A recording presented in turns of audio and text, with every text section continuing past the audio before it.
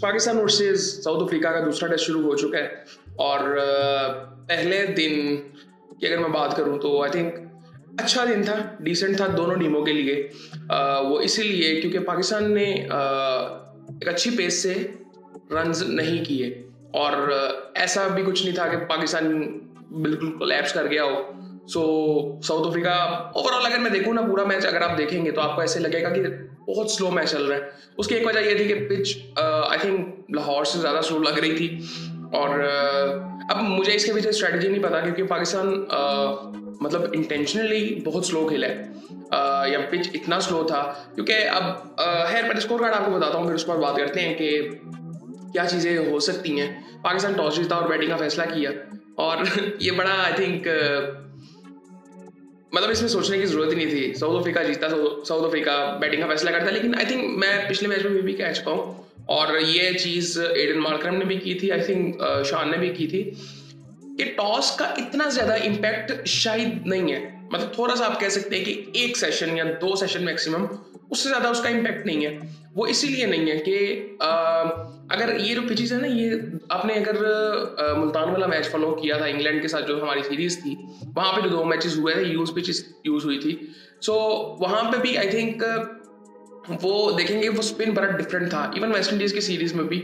लेकिन यहाँ पे अगर आप देखें तो अगर आप अच्छी बैटिंग करते हैं तो आप रन कर सकते हैं। इवन आज भी मतलब अगर बात करें अब्दुल्ला ने 57 रन बनाए हैं, लेकिन आई थिंक मेरे ख्याल से बहुत 40 का स्ट्राइक रेट था यार।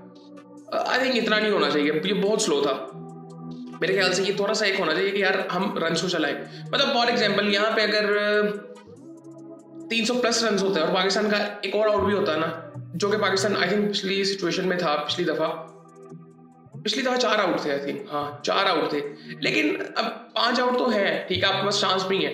अब यहाँ से अगर आप 400 रन नहीं करते ना तो फिर ये जो पहले दिन आपने जिस तरह से खेला इसका कोई फायदा नहीं है। और जिस तरह से कहा जाता है ना कि जब तक दोनों टीमें एक दफा बैटिंग ना कर ले तो आपको पिच का अंदाजा नहीं हो सकता सही तरह से, तो बिल्कुल ठीक वो बात है। लेकिन अब यहाँ पे अगर पाकिस्तान 259 पे है 259 for 5, अब यहाँ पे सऊद शकील और सलमान बैटिंग कर रहे हैं। अब जिस तरह मुझे लगता है कि शान भी जिस तरह से आउट हुआ उसको आउट ही उस तरह से होना चाहिए। वो शॉट आई थिंक वो पहले भी एक कैच मिस हुआ था, छूटा था उसका कैच, चांस मिला था उसको। आई थिंक 87 उसको 100 करना चाहिए था। मैं क्योंकि शान भी बहुत स्लो हो गया था, शान का भी स्ट्राइक रेट 50 से नीचे का है, 3 छक्के 2 चौके उसने लगाए हैं। सो लेकिन शान को भी आई थिंक थोड़ा सा ना अग्रेसिव वहां उस टाइम पे रहना चाहिए था। शुरू में भी अगर आप देखेंगे तो शान पहले बहुत स्लो, फिर 1-2 शॉट्स मारी, फिर बहुत स्लो। सो आई थिंक थोड़ा सा उसको ना एग्रेसिव ही रहना चाहिए था जिस तरह से वो खेलता है। और उसके बाद इमाम को अच्छा बॉल पड़ गया था, बट मैं ये फिर भी कहूँगा कि लक पे डिपेंड, लक आप डिसाइड करते हो अपनी।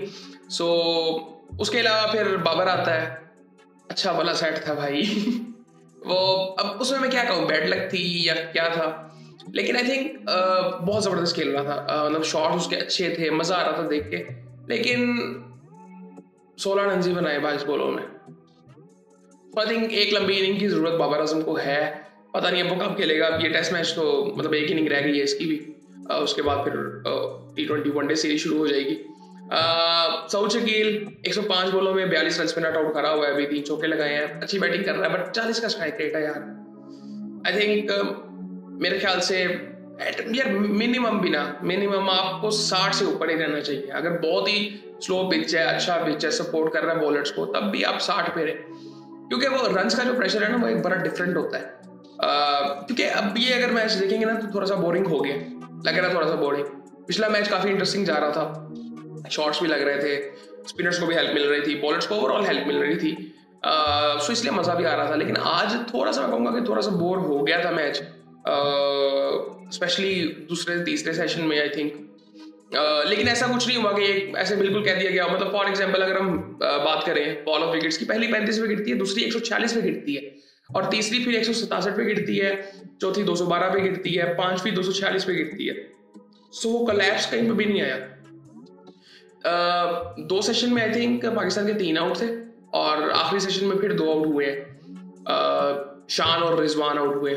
अब रिजवान भी जिस तरह आउट हुआ, अब वो अभी एक तो उन्होंने नया बॉल लेट लिया, 4 ओवर लेट लिया, और जब उन्होंने लिया तो फिर उसके बाद रिजवान सब आउट हो गए। अब रिव्यू भी ऊपर से उन्होंने मिस कर दिया, और जब मुझे ये समझ नहीं आई कि अगर मसला एज का था कि मुझे अगर जब वो रिव्यू ले रहे थे मुझे लग रहा था कि शायद मिस कर जाए स्टम्प्स, लेकिन अगर उनको इशू था कि शायद एज हुआ है और अगर इशू ये नहीं था तो फिर अल्ट्रा एज के बाद वो ग्राउंड क्यों छोड़ के चले गए थे। सो आई थिंक एज का तो आई थिंक थोड़ा सा ये अवेयरनेस तो होनी चाहिए। सो वो आई थिंक रिव्यू बच सकता था, लेकिन खैर कोई बात नहीं, वो आई थिंक इतना इंपॉर्टेंट उस वक्त नहीं था सिचुएशन के हिसाब से। लेकिन आई थिंक मुझे लगता है बाबर को, इवन शान को भी, आई थिंक शान को जिस तरह से आउट हुआ था नहीं आउट होना चाहिए उसको उस तरह से। वो शायद उस वक्त मुझे लगता था शॉट जरूरत भी नहीं है, आप सिंगल लो आराम से, आप पहले ही बड़ा स्लो खेल रहे हो तो आप आराम से अपना सो तो पूरा करो। सो एक कॉन्फिडेंस आता है उस चीज़ का। तो मुझे भी इस वक्त ये था कि सो करेगा फिर दोबारा हिट करना शुरू करेगा बॉल को अच्छे से, लेकिन वो आई थिंक उस वक्त वो नहीं खेलना चाहिए था शॉट, वो लग ही रहा था कि नहीं खेलना चाहिए शॉट।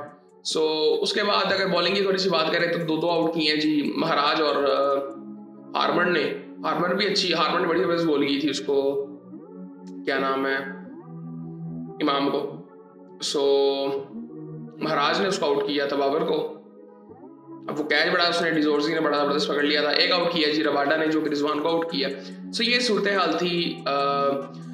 अब ये कल पता चलेगा, ये अब कल पता चलेगा जब साउथ अफ्रीका बैटिंग के लिए आएगा, क्योंकि पिच कितना स्लो है, क्या सूरत हाल है। आई थिंक देखते हैं कल फिर, लेकिन ओवरऑल आई थिंक मुझे लगता है कि आज का अगर दिन की मैं बात करूं तो 50-50 हम कह सकते हैं।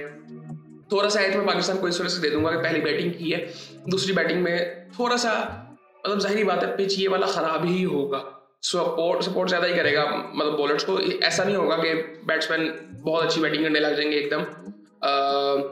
सो इस तरह से मैं थोड़ा सा एज दे सकता हूँ पाकिस्तान को, लेकिन वो भी 5%, इतना ज्यादा नहीं। आई थिंक 45% भी अगर कहें तो उनके हाथ में है। और यहाँ से भी मैं इस वजह से कह रहा हूँ कि अभी दो जो बैट्समैन खड़े हैं वो प्रॉपर बैट्समैन है, और नीचे से जो आज एक चेंज पाकिस्तान ने किया था वो खेल रहे थे जी आसिफ अफरीदी खेल रहे हैं। होपफुली ये फैसला अच्छा हो, क्योंकि उन्होंने एक फास्ट बॉलर डाला है, हमने एक स्पिनर डाला है फास्ट बॉलर को निकाल के। सो काफी इंटरेस्टिंग चीज है। सो देखते हैं कल का, आई थिंक मुझे लगता है कल का दिन काफी इंटरेस्टिंग ज्यादा होगा। उसकी वजह ये है कि इस वक्त सऊद और जो है सलमान बैटिंग कर रहे हैं, और सलमान रन्स के लिए जाता है। अभी तो इस वक्त उसको स्लो खेल रहा है, लेकिन वो शॉट्स के लिए जाता है। सो ओवरऑल आई थिंक अब बात ये भी की जा रही थी कि चांसेस जो साउथ अफ्रीका को मिले वो भी अगर होते तो फिर बिल्कुल साउथ अफ्रीका के हाथ में हो सकता था मैच, लेकिन मैं इसलिए बात कर रहा था कि चांसेस तो मिलते हैं। यहाँ पे पाकिस्तान को आई थिंक थोड़ा सा एग्रेसिव रहना चाहिए था। आई थिंक 300 रन तो एटलीस्ट करने चाहिए थे। सो बाकी आई थिंक डिसेंट दिन था पाकिस्तान के लिए, और बाकी फिर आपसे बात होती है।